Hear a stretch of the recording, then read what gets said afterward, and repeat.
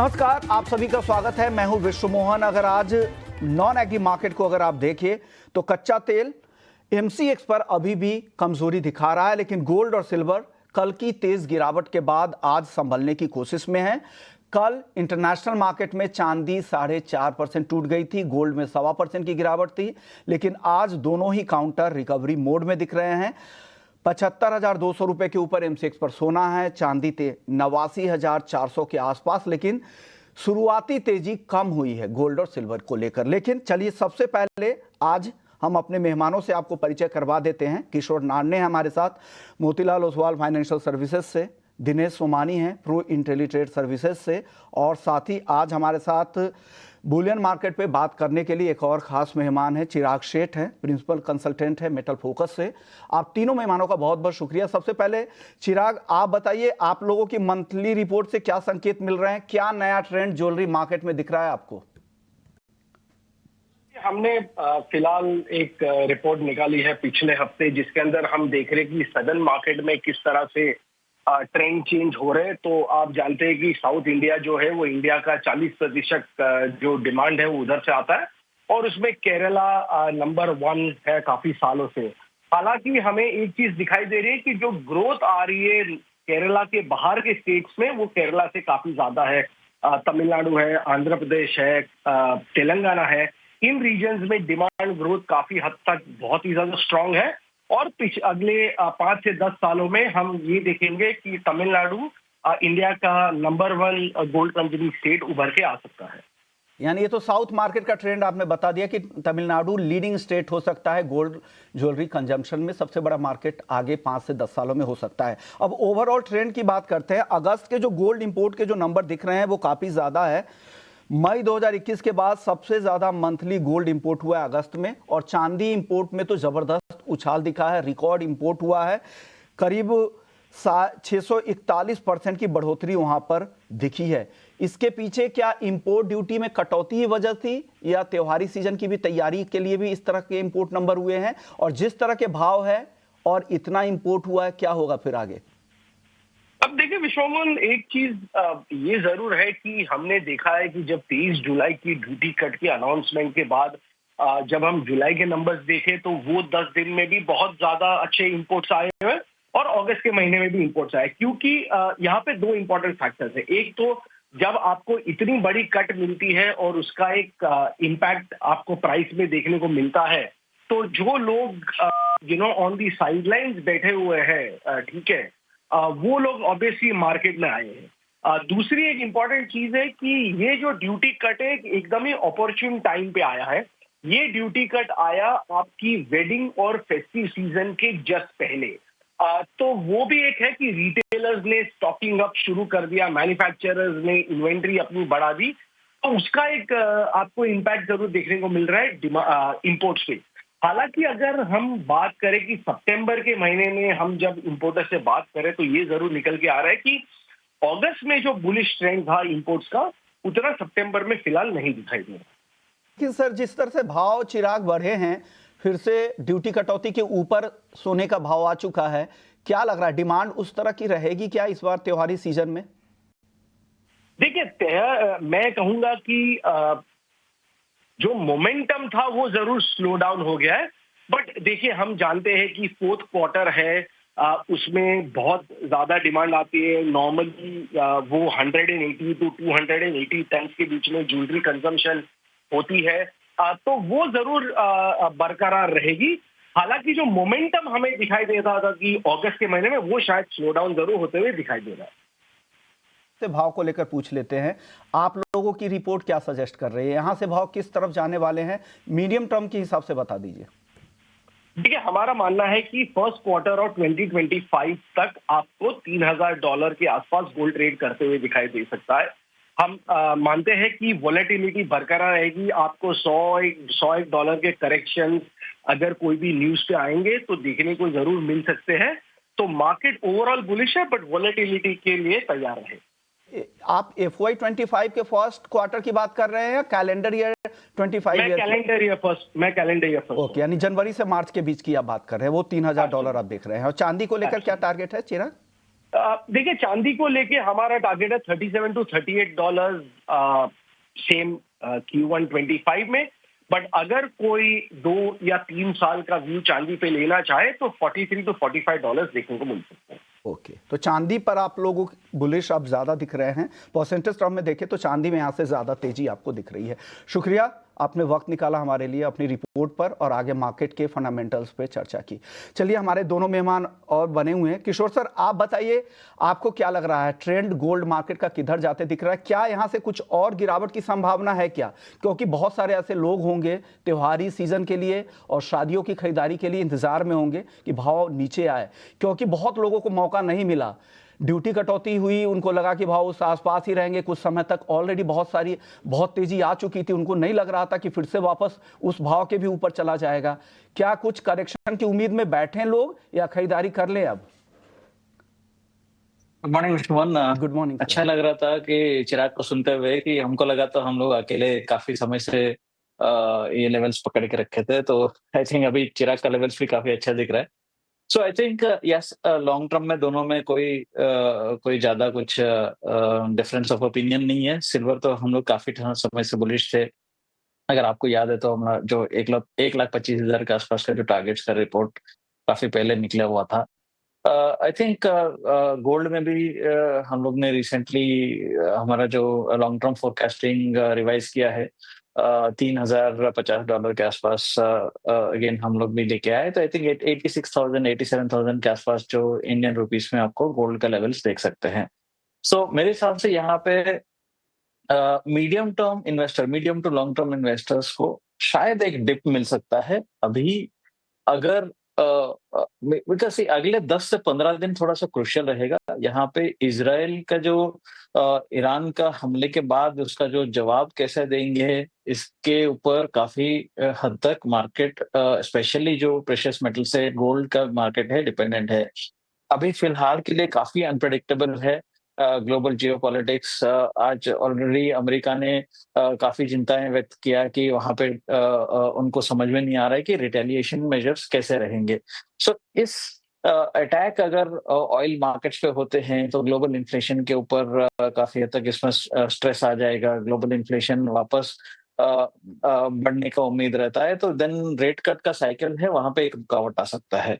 नहीं है critical installations like nuclear facilities जैसा किया है, तो देन वो वॉर एस्केलेट होके बेसिकली मेन स्ट्रीम ईरान अगर वॉर में आ जाता है तो देन जियोपॉलिटिक्स आपको बहुत बड़ा कंसर्न हो जाएगा। सो आई थिंक अगले 10-15 दिन में शायद इसको एक चांस देना चाहता हूँ कि वेट करना चाहता हूँ, बिकॉज़ कि अगर ये नहीं होता है तो थोड़ा बहुत यहाँ पे करेक्शन मिल सकता है। तो medium to long term investors को थोड़ा नीचे के लेवल्स में मिल सकता है। सो वो चांस एक लेके रखना चाहिए। Short term investors, short term जो ट्रेडर्स है इंट्राडे के लिए प्रोबेबली यहाँ पे एक बार थोड़ा-सा प्रॉफिट टेकिंग का ट्रेंड मुझे नज़र आ रहा है।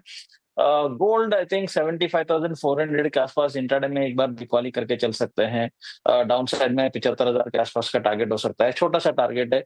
सिल्वर में भी 89,700 अच्छा लेवल से यहाँ पे बिकॉली करके चल सकते हैं 88,500 के लिए। मैं बताना चाहता हूँ कि शॉर्ट टर्म थोड़ा करेक्शन है, but I think medium term long term सब कुछ तेजी है गोल्ड सिल्वर दोनों के लिए।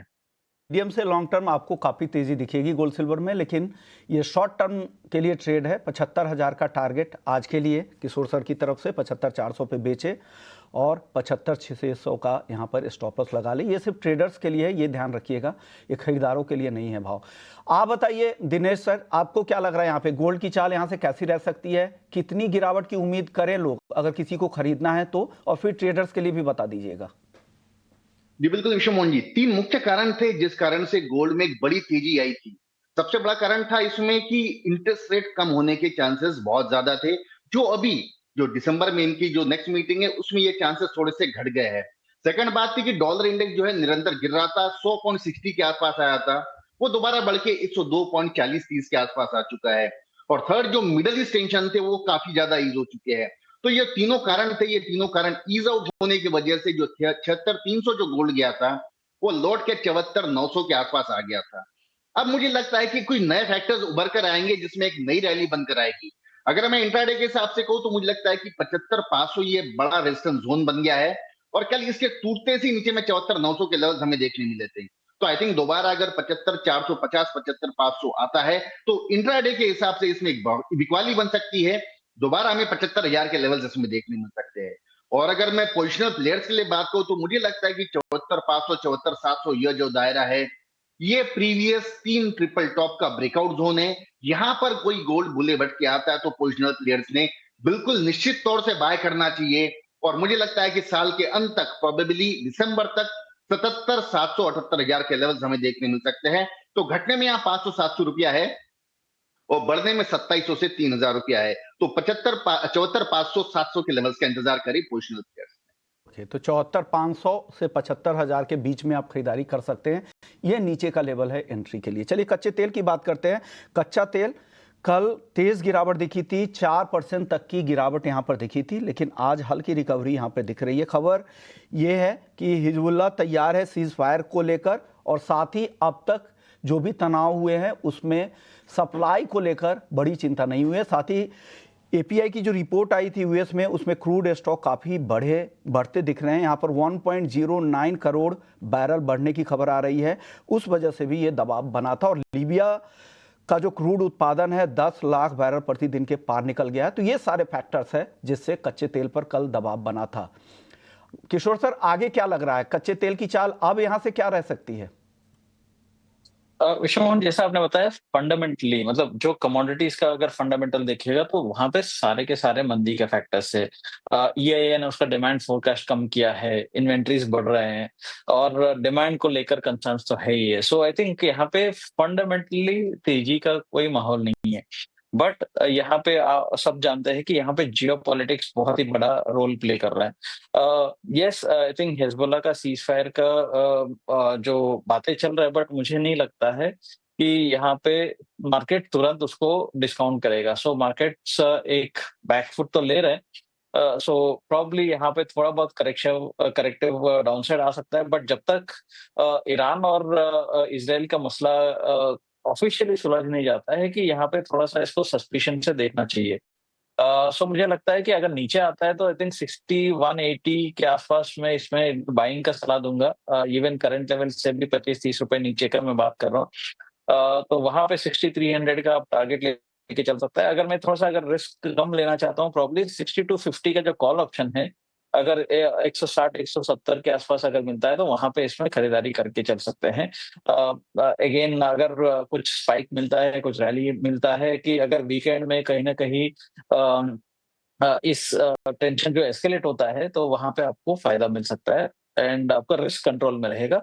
इसका स्टॉप लॉस होना चाहिए 150 के आसपास, 210-215 के आसपास का टारगेट हो सकता है 6250 का कॉल ऑप्शन।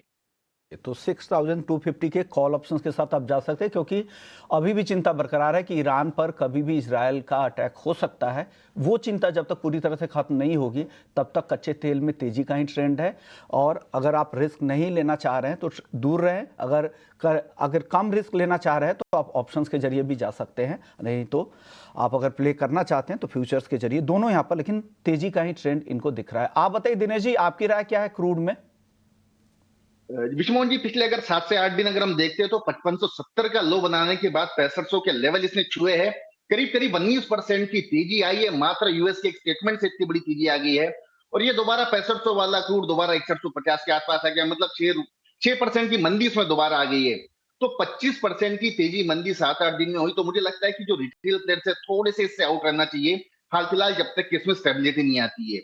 और अगर मैं ओवरऑल आउटलुक की बात करूं तो मुझे अभी भी लगता है कि 6070, 6080 ये लेवल्स आने चाहिए, क्योंकि फंडामेंटली 7 दिनों में ऐसा कुछ बदल नहीं गया है कि बहुत ज्यादा डिमांड निकल कर आ गई या बहुत ज्यादा सप्लाई इसमें बहुत ज्यादा आ गई। तो मुझे लगता है कि 6070, 80 लेवल्स अगर आते हैं तो वहां पर रिटेल निवेशक इसमें दोबारा एंट्री कर सकते हैं। आने वाले समय में 6500 के लेवल दोबारा छू सकता है, या ऊपर में अगर 6350 जाता है तो इंट्राडे मुझे लगता है वहां पर बिकवाली होनी चाहिए। तो ये व्यू है क्रूड को लेकर हमारे दोनों एक्सपर्ट्स का। चलिए मेटल्स में आज रिकवरी की कोशिश हो रही है। कल तेज गिरावट देखी थी, 2 से 3% तक की गिरावट सभी मेटल्स में दिख रहे थे। जिस तरह से चाइना के एनडीआरसी यानी national development and reform commission ने कहा था कि इकोनॉमी को लेकर अभी भी चिंता बरकरार है और कुछ नए राहत पैकेज के अनाउंसमेंट नहीं होने से ये चिंता बनी थी। अब क्या करना चाहिए किशोर सर मेटल्स में? ये आज की जो तेजी है ये टिकेगी? किस साइड का ट्रेड लेना चाहिए आज? सी आई थिंक चाइना ने एक ये किया है कि एक इंटरेस्ट एक्सप्रेस किया है कि दैट वो इकोनॉमी को सुधारना चाहता है, कहीं ना कहीं रिसेशन बहुत ही ज्यादा डीपर होने से बचाना चाहता है। ये हालांकि जो कुछ मेजर्स इन लोग ने अनाउंस किया है जो मार्केट का उम्मीद से थोड़ा सा कम उतर के आए, प्रॉब्ली यहाँ पे एक्सपेक्टेशन थोड़ा ज्यादा है। सो मुझे लगता है कि यहाँ पे शॉर्ट टर्म में ये बरकरार रह सकता है। इसमें जो तेजी है प्रॉब्ली कॉपर अगर 837 के आसपास यहाँ पे बाइंग का लेवल बन सकता है। 834 का स्टॉप लॉस मेंटेन करना चाहिए और 845 का टारगेट मेंटेन कर सकते हैं। जहां तक जिंक की सवाल है 280 में अब बाइंग कर सकते हैं 278 का स्टॉप लॉस और 284 285 के आसपास का टारगेट्स के लिए। सो दोनों में थोड़ा सा यहाँ पे जो रिकवरी है वो थोड़ा जारी रह सकता है 1-2 दिन के लिए। 1-2 दिनों के लिए यहाँ पे तेजी दिख रही है, तो दोनों ही काउंटर यहाँ पर बेस मेटल्स में खरीदारी की सलाह है। आप बताइए दिनेश जी, आपको क्या पसंद है मेटल्स में? जी, मुझे जिंक थोड़ा ज्यादा स्ट्रांग दिखता है। जिंक और एल्यूमिनियम ऊपरी स्तर से करीब इसमें 10 रुपए की मंदी आ चुकी है दोनों काउंटर्स में, और मुझे लगता है ये करेक्टिव फेज चल रहा है। करेक्टिव फेज से पुल बैक रैलीज काफी अच्छी आ सकती है। 280 के आसपास मुझे लगता है कि जिंक खरीदारी करना चाहिए 278 के स्टॉप लॉस से। 284 287 के लेवल्स हमें एक हफ्ते के भीतर देखने मिल सकते हैं। वही एल्यूमिनियम की बात करूं तो आई थिंक 233 234 की जो रेंज है ये अच्छी रेंज है, सपोर्ट जोन है। यहाँ पर बाय किया जा सकता है 238 240 के टारगेट्स, और मुझे लगता है 231-50 का स्टॉप लॉस मेंटेन किया जा सकता है। एल्यूमिनियम जिंक दोनों ज्यादा स्ट्रांग लग रहे हैं कॉपर के मुकाबले हाल फिलहाल। नेचुरल गैस की चाल देखते हैं। नेचुरल गैस आज फिर से कमजोर दिख रहा है, अच्छी तेजी के बाद फिर से वापस कमजोर होता जा रहा है ये। किशोर सर, अब क्या लग रहा है यहाँ पर, किस तरह की चाल यहाँ से दिख रही है? आज के सत्र में क्या करना चाहिए यहाँ?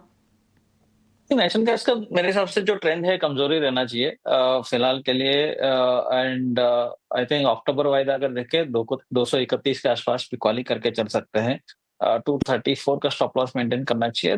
नीचे में आपको 225 के आसपास का टारगेट्स के लिए आप उम्मीद करके चल सकते हैं। यहाँ से और थोड़ी गिरावट आ सकती है 240 के ऊपर जाने के बाद, फिर से अब 225 तक आ सकता है, ऐसा किशोर सर को लगता है। चलिए एग्री मार्केट की बात कर लेते हैं। एग्री मार्केट में आज हल्दी में 1% के आसपास की तेजी है, ग्वार गम में भी हल्की तेजी दिख रही है। ग्वार पर पहले बताइए दिनेश जी, क्या लग रहा है यहाँ पर, क्या रिपोर्ट है ग्वार को लेकर आपके पास अब?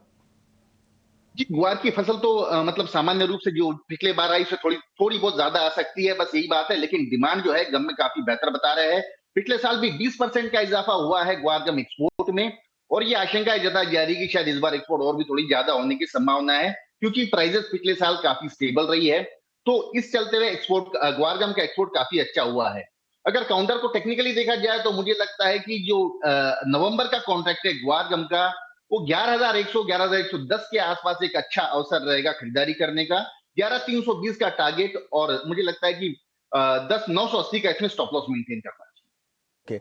चलिए, लेकिन एक अहम खबर पर बातचीत करने के लिए हमारे साथ विनोद आनंद जी हैं। एग्जीक्यूटिव प्रेसिडेंट है वर्ल्ड कोऑपरेशन इकोनॉमिक फोरम के, और साथ ही एमएसपी की जो कमेटी प्राइम मिनिस्टर ने बनाई थी उसके मेंबर भी है। सर, रबी फसलों की एमएसपी बढ़ोतरी होने वाली है, कितनी बढ़ोतरी हो सकती है सर? आपका अंदाजा लगभग सही है। जो आप स्क्रीन पे शो कर रहे हैं उतनी तो बढ़ोतरी तय है, लेकिन उसके साथ भी आपको और कुछ सरप्राइजेज मिलेंगे। जैसे और की जो रबी में और फसलें हैं, हो सकता है उसमें और भी एडिशंस हो। और इसके साथ साथ में जो मूल रूप से ये है कि खरीदारी कैसे हो, उसके ऊपर भी कुछ गाइडलाइंस भी आने की संभावना है। ये 5 से 7% तक किसानों के लिए क्या पर्याप्त होगा? क्या 5% की बढ़ोतरी होगी तो किसान क्या तिलहन की खेती या इस पे फोकस करेंगे, चने की खेती बढ़ाने पर? देखिए, बात बढ़ने की नहीं है, बात खरीदारी करने की है। जो सरकार ने गारंटी दी है इस बार की दलहन और तिलहन की जो भी फसलें हैं, जो पोर्टल बनाया गया और उस पोर्टल के माध्यम से 100% खरीदारी होगी, वो अपने आप में एक बहुत बड़ा मील का पत्थर है। ये पहली बार ऐसा होगा कि खरीदारी करने की फसल को बेचने में किसान को कोई दिक्कत नहीं होगी। जो पोर्टल बनाया गया था नाफेड के माध्यम से, आप सबको पूरे देश को मालूम है, और इस वजह से जो इसके मूल में यह है कि 100% खरीदारी होगी, खरीदने में दिक्कत नहीं होगी, बेचने में दिक्कत नहीं होगी। शुक्रिया विनोद जी, आज वक्त कम है, आपको आने में भी थोड़ी देरी हो गई, लेकिन खबर काफ़ी अहम है कि एमएसपी में 5 से 7% की रबी फसलों की एमएसपी जो मार्केटिंग सीजन 2025-26 है उसके लिए ये बढ़ोतरी का ऐलान हो सकता है। शुक्रिया सर, आपने वक्त निकाला। किशोर सर, दिनेश जी, आपका भी बहुत बहुत शुक्रिया, आप लोगों ने वक्त दिया हमारे दर्शकों के लिए। मुनाफे की मंडी को यहीं समेटते हैं, ब्रेक।